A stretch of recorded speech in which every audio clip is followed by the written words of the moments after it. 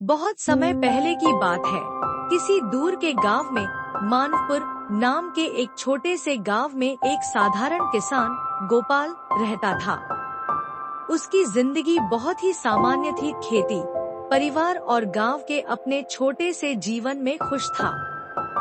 लेकिन गोपाल को हमेशा यह चिंता सताती रहती कि वह अपने परिवार को और अधिक सुख सुविधा कैसे प्रदान कर सके।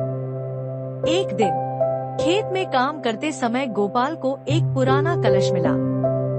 वह कलश सोने का बना हुआ था और उसमें अद्भुत नक्काशी की गई थी। गोपाल ने जब उस कलश को खोला तो उसमें से एक जिन्न प्रकट हुआ। जिन्न ने कहा, तुमने मुझे सदियों के बंधन से मुक्त किया है। मैं तुम्हारी 3 इच्छाएं पूरी करूंगा। गोपाल चकित था, लेकिन उसने सोच समझकर अपनी इच्छाएं मांगी। पहली, अपने खेतों के लिए पर्याप्त वर्षा। दूसरी, गांव के लिए बीमारियों से मुक्ति। और तीसरी, हर गांव वाले के लिए सुख और समृद्धि। जिन्न ने उसकी इच्छाओं को पूरा किया। जल्द ही गांव बदलने लगा। खेत हरे भरे हो गए, गांव के लोग खुशहाल और स्वस्थ हो गए। पर धीरे धीरे गांव वालों में लालच और ईर्ष्या बढ़ने लगी। वे गोपाल से जादुई कलश मांगने लगे। गोपाल को डर था कि कलश के गलत उपयोग से गांवों में अशांति फैल जाएगी।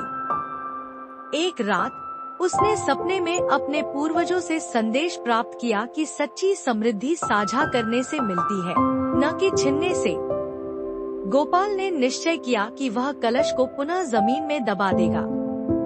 उसने गांव वालों को इकट्ठा किया और कहा, हमारे पास जो कुछ भी है उससे हमें खुश रहना चाहिए। लालच में हम अपनी छोटी सी दुनिया को नहीं खो सकते। यह कहकर गोपाल ने कलश को वहीं दबा दिया जहां से उसे मिला था।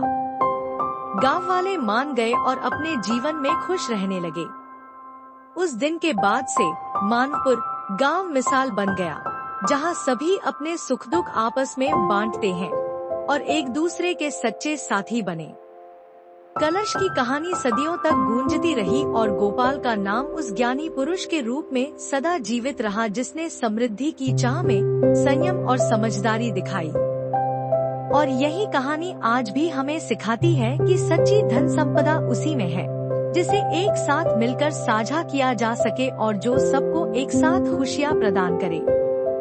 यह कहानी न सिर्फ मनोरंजन प्रदान करती है, बल्कि यह भी सिखाती है कि संयम और पारस्परिक सामंजस्य वास्तविक समृद्धि के आधार है।